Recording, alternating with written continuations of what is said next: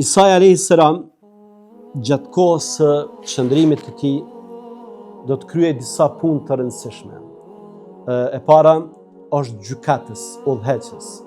Mirë po udhëheq me shariatin e Muhamedit a.s. Nuk udhëheq me librin që ka pasur më herët. E dyta e thyen kryqin. Imam Neveviu ka thënë, thyrja do të ndodhë edhe fizikisht, por do të ndodhë edhe si koncept. Pse fizikisht? Që t'ju tregoj se ajo që ju keni besuar nuk është e vërtetë. Edhe në kuptimin e konceptit pra, do t'ju tregoj se ajo që ju keni besuar se janë 3 zota, se unë jam djali i Zotit, ose se unë jam Zoti, është gabim, prandaj nuk vlen. Po kështu është edhe mbytja e derën. Domthonë e thyen kryqin, e mbyt derën, e anulon gjizjen, edhe Allahu te bareke ve teala gjatë kësaj periudhe i shton të mirat. E shton bereqetin, e shton bollokun, e shton mirëqenien, e shton sigurinë.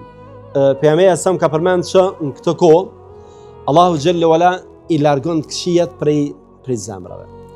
I largon madje edhe prej kafshëve elementet që janë natyrës shtazarake edhe agresive.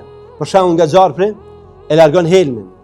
Nga luani e largon tërbimin, thotë pejgamberi sa, fëmia do të luan me gjarprin, gjarpri nuk do ta mbyt. Fëmia do të luan me luanin, luani nuk do ta mbyt. Ujku do të qëndrojnë mesin e deleve, sikur të jetë një qen që i ruan delet, pra. Sikur të jetë një qen që i ruan delet.